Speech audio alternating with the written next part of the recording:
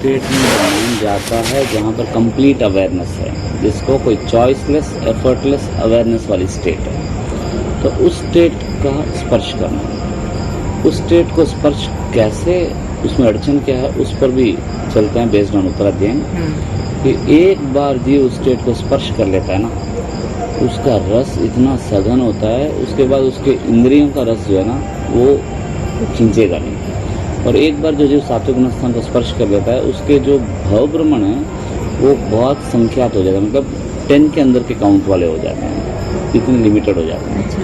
और सात्विक गुण स्थान का स्पर्श अभी हम कर सकते हैं इस समय में, इस काम में। ये संभावना मतलब ऐसे स्टेट ऑफ माइंड है जिसको हम स्पर्श करने पर हमारे अनंत भावों की यात्रा 10 के अंदर की सीमा में हो जाती है। तो और वो एक ऐसा स्टेट है जहाँ पर व्यक्ति संपूर्ण जागृति में रहता है, और उस अवस्था में उससे होने वाली हिंसा भी बंधन नहीं कराता। अप्रमत्त अवस्था में जीव से जो हिंसा होती है वो भी बंधन नहीं कराता। यानी वो स्टेट जहाँ पर कोई थॉट नहीं आता, विचार नहीं आता, विचार आए बिना, जुड़े बिना चलता है। मतलब कान में आवाज जा रही है, उससे जुड़ा नहीं। नाक में सुगंध जा रही है, सुगंध नाक में जाने के बाद नाक में पहले गंध स्पर्श करता है, स्पर्श करते फर्स्ट टाइम क्या होता है कि गंध आई, जैसे गर्म या ठंडा टच फील हुआ, पहले जानते हैं टच हुआ, उसके बाद ये ठंडा है, गर्म है, अच्छा है, बुरा है, ये निर्णय करते हैं। तो जो गंध जाने के बाद जो निर्णय करता है ना वो मन करता है, जो जानता है ना वो आत्मा जानती है। नोइंग आत्मा से निर्णय मन करता है। ये जो गैप में उस सूक्ष्मता को जो पहचान लेता है उस सात्विक गुण स्थान का स्पर्श करता है। तो वो क्षण भर के लिए होता होगा, मतलब उस लेवल पर क्षण को बढ़ाया जा सकता है। वहाँ पर मतलब जो वहाँ पर ही देखने लग जाते हैं, तो जानने की स्थिति में रह जाते हैं, मन को बीच में इंटरप्ट नहीं होने देते हैं। इसके लिए एक अच्छी कथा सुनाता हूँ। इसका टाइमिंग शायद अंतर्मुहूर्त ही है ना, मैक्सिमम 48 मिनट्स से ज्यादा जी, क्योंकि अगर 48 मिनट्स में रह गया तो केवल ज्ञान प्रकट हो जाएगा। ओके। तो ऐसे बोलते हैं ना, जैसे दीक्षा मीन्स दीक्षा हो रही है, गुरुदेव जब दीक्षा फरमाते हैं तब उस समय साधु के अप्रमति होता है, गुणस्थान में होने की संभावना है। अच्छा, होने की संभावना है। किन साधुओं को? जिसका साधुत्व पूरे समझ से निखरा है। ओके। भावुकता से नहीं हुआ है, पूरे समझ से निखरा है। जो पूरे समझ से निखरा है वो जीव सात्विक को स्पर्श करता है। किस कारण से? हमारे अभी यहाँ बैठे हैं, सामायिक में, उपौषध में, कुछ भी हो, अनंत भव हुए पहले। अनंत भवों में हमने अनंत शरीर धारण किया, अनंत शरीरों को छोड़ दिया। आज जो शरीर के डेड बॉडीज कहीं कहीं पर होंगे, हड्डियों के रूप में, लोहे के रूप में, लकड़ी के रूप में। आज उससे कहीं हिंसा का कार्य हो रहा है। ओके। सावध्य प्रवृत्ति हो रही है, तो उसकी हिंसा हमारे लग रही है आज। क्यों लग रही है? क्यों?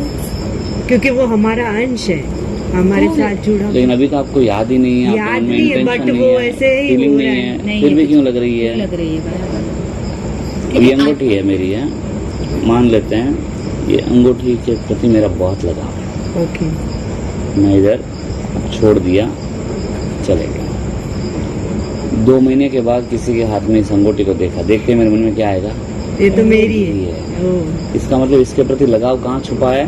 मन में। शरीर छोड़ के आ गया मैं, लेकिन शरीर के प्रति जो लगाव है मेरे अंदर है। गाड़ी मेरी है, मैं गाड़ी बाहर रख दिया, कोई उस गाड़ी को ले जाकर एक्सीडेंट कर देता है तो नाम किसका आएगा? वैसे ही मेरे शरीर के कलर, जिसके प्रति मेरा लगाव है, मोह है, स्वामित्व है, उससे होने वाली सारी हिंसा का भागीदारी मेरी चालू है। हालांकि वो जो बंधन है वो सूक्ष्म होना चाहिए, क्योंकि मेरा मन अभी उसमें इन्वॉल्व नहीं है, हल्का होना चाहिए। लेकिन संतोष भी आप बोल रहे हो पीछे वो जो भी जर्मिस अपनी बॉडी के हैं, लेकिन वो तो हम छोड़कर आ गए ना, तो उसके प्रति अपना लगाव कैसे होगा भैया? हमारी आत्मा तो, यही तो एग्जाम्पल बोला ना। हाँ, वो आपने बोला वो ठीक है, समझ छोड़ के आ गया, लेकिन वो पीछे वाले का भाव ही हमें याद नहीं है। याद नहीं है बस। जैसे मैं इसको छोड़ दिया, कल छोड़ के गया, दिन बदल गया, भाव बदल गया, स्थितियां बदल गई, लेकिन वस्तु के प्रति जो मोह है वो नहीं बदला। अब ये कब बदलेगा? इसी अंगूठी को जिसको ये मिली उसने गला के दूसरा रूप बना दिया, और उस रूप से मेरा, क्योंकि मोह सदा रूप से होता है, बाहर के रूप से होता है, स्ट्रक्चर से होता है। जब स्ट्रक्चर चेंज होता ही फिर वो मेरा मोह नहीं है। अब उससे होने वाली हिंसा, शरीर है, शरीर का जो डेड बॉडी के पार्ट्स है, उसका रूप बदलने के बाद उससे होने वाली हिंसा का बंधन मेरा नहीं है। अच्छा। स्वरूप बदल गया, क्योंकि मेरा उस स्वरूप से लगा मोह था। ठीक है, इसीलिए हमारे यहाँ पर जलाने की परिपाटी है। साधुओं को भी जलाने की परिपाटी, जलाते वक्त पूरे शरीर के कलेवर क्या हो जाएंगे? परिणत हो जाएंगे रूप। अब बट वो बोन्स वगैरह तो रहेंगे ना? लगभग जल जाते हैं। जल जाते हैं। हाँ। पर अगर सब हम तिर्यंच में हुए हैं या हम किसी वनस्पति में हुए हैं तो फिर वो सारे भी चालू है। अभी हमारे यही कि अनंत भवों के, अनंत शरीरों के, उन अनंत शरीरों से जो आज अनंत सावध्य वृत्ति चल रही है, उसके अनंत कर्मों का बंधन अभी कंटिन्यूस चालू है अपने। जैसे एक कार को पार्किंग स्लॉट में रख दिया, रखने के पहले दिन उस पर धूल जमी, कुछ फर्क नहीं पड़ेगा, क्योंकि वो धूल का एक कण कितना सा होगा? कुछ मायने ही नहीं रखता वो एक कण। 20 दिन हो गए, धूल धूल धूल मिलकर एक लेयर बन गई। अब उस पार से उस पार दिखेगा। वैसे ही एक कर्म बहुत हल्का होगा, जब अनंत बनकर जब चिपक रहे हैं अपने ऊपर तो सघन बन जाते हैं, सघन बनकर आवरण पैदा कर सकते हैं। ठीक है, ये अनंत भावों के कर्म अभी अपने कंटिन्यूस चालू है। ये कब टूटेगा? उन सारे शरीरों से जब मेरा मोह टूटेगा तब उससे बंधना मेरा रुक जाएगा। अब ये मोह कब टूटता है? इसके 2 रास्ते हैं। एक जीव जब संथारा लेता है, संथारा लिया तो उस शरीर से मोह उसने छोड़ दिया, तो उस शरीर से होने वाले बंधन से वो बच गया, लेकिन बाकी सारे से चालू है। ठीक है, ये एक अपेक्षा है। और दूसरी अपेक्षा, जीव साधु बनता है, यानी चारित्र मोह का जब क्षयपसम होता है, तब मान लो संयम की भावना आई, पैदा कर गया, घर में बोल दिया मैं दीक्षा ले रहा हूँ, और घर से रवाना हो गया, माँ बोल रही है बेटा मत जा, तो क्या बोलेगा? माँ, कोई किसी का कोई अपना नहीं है, ये मोह उनका उठ गया। अब चलते चलते सामने घर में एक औरत आई बाहर, उनको भी जाति स्मृति हुआ, इनको भी जाति स्मृति हुआ, दोनों को पता चल गया कि वो बोलती है तू मेरे पूर्व भव का बेटा है, और ये भी बोलते हाँ तू पूर्व भव की माँ है, और बोलते बेटा दीक्षा मत ले। तो क्या बोलेंगे? इस भव की माँ को भी छोड़ के आ गया, तो इस भव के माँ से भी मोह नहीं है तो पूर्व के माँ से क्या मोह रहेगा? वैसे ही इस शरीर से मोह जब छूट गया तो अतीत के शरीरों से क्या मोह? समझ जब इतनी आ जाती है कि शरीर नश्वर है तो सारे शरीरों के साथ मोह टूट जाता है। पर अब हम तो नॉर्मल इंसान है ना, तो हम कैसे इस चीज को छोड़ सकते हैं? साधुपना तब ये समझ जैसे जैसे बढ़े तो वो अपने आप छोड़ने की जरूरत नहीं, छूट जाएगा। जैसे जब पहले सातवें गुणस्थान को कंप्लीट करके और एक एग्जाम्पल लेकर बताऊँ कि अब जब इतना मोह टूट गया, जैसे ही माँ से, भाई से, पत्नी से, सबसे संबंध, अटैचमेंट टूट गया, इस शरीर से भी मोह छूट गया, तब कोई साधु के रूप में विहार कर सकता है, वो चारित्र मोह का क्षयपसम। अब जब वो सारा मोह छूट गया तो न केवल इस भव के शरीर का, सारे शरीरों के साथ मोह छूट गया। अब जब सारे शरीरों के साथ मोह छूट गया, उनके पास अपना सोना, चांदी, धन, पैसा, किसी के साथ प्रति उनका मोह नहीं रहता, तभी वो साधु बन पाते हैं। तो इतना मोह टूट गया तो जो अपने ऊपर जो अनंत कर्म चिपक रहे थे ना, वो क्या हो गए? रुक गए, और वो रुक गए। अब संयम की भावना, उत्कृष्ट भावना, वो उस भावना के वजह से और अनंत कर्मों की निर्जला। अब बाहर से जो कचरा गिर रहा था ना, वो रुक गया, भीतर से और सफाई हो रही है।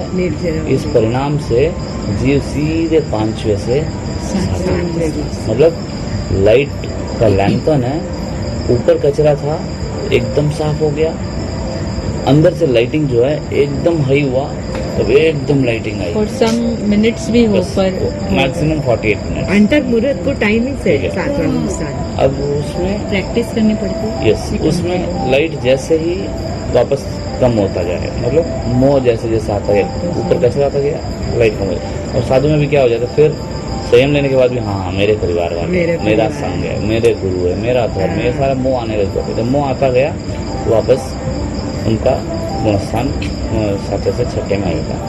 तो एक बार जो सातवें गुणस्थान का स्पर्श करता है वो अनंत भवों के बंधने वाले कर्मों से एक बार छूट जाता है। छूटते समय वो आत्मरस का अनुभव करता है, वो आत्मानुभूति का अनुभव करता है, जिस अनुभूति के आस्वादन से जीव उस अनुभूति में बार बार जाने की भावना करता रहेगा और वो तीव्रता उसको उस ओर ले जाने में सक्षम रहेगा। अब रही बात कैसे ये मोह टूटता है एक बार में। मुझे आमरस बहुत पसंद है, जो सैचेट्स आते हैं ना, फ्रूटी है, स्लाइस है, काफ़ी भाता है। एक बार एक फैक्ट्री में गया, आम की फैक्ट्री में, वहाँ देखा बहुत आम इकट्ठे थे एक एक गोडाउन में।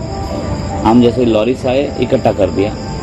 अब एक दिन दो दिन पकने के लिए छोड़ते हैं, वो पक जाता है, उसके बाद एक मशीन से सारे आम को ले लेके एक कंटेनर में डालते हैं। वहाँ पे उसमें वो ग्राइंडर में गुटी अलग होती है, छिलका अलग होता है, पल्प अलग होता है। इसमें 20% आम ऐसे थे जिसमें ना लट्टें बिल कर रही थी, मैंने देखा उसमें। अब वो एक एक को तो निकालेंगे नहीं, सारा डाल दिए।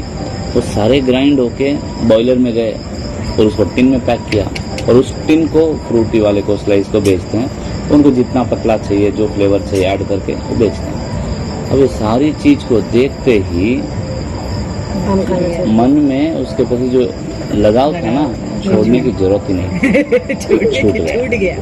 अब छूटा न केवल फ्रूटी और स्लाइस, कहीं पर भी जाएंगे आम के जो सैचेट्स होंगे उसके प्रति लोग, संपूर्ण संसार में जहाँ पर भी उस तरह की चीजें उसके प्रति लगाव जो है वो छूट गया।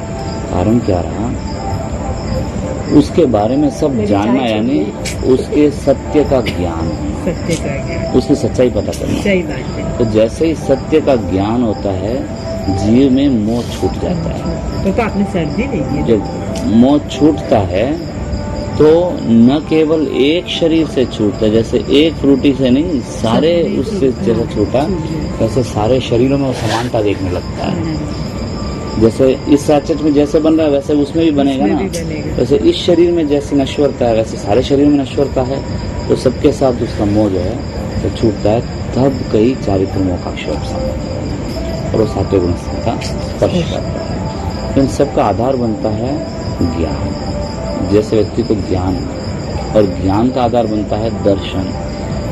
देखने पर जानते हैं, किसी भी चीज को कब जानेंगे, तो नंबर लिखा है, नंबर भी कैसे जानेंगे, देखा तो जाना। तो देखना प्रारंभ हो जाता है तो जानना अपने आप उसको फॉलो करने लगेगा। तो सातवें गुणस्थान की भावना इसलिए होती है कि जैसे जैसे जीव एक बार अगर सातवें गुणस्थान का स्पर्श कर ले तो वापस उसमें आएगा, आकर जल्दी अपनी यात्रा को पूर्ण करने की संभावना होती है।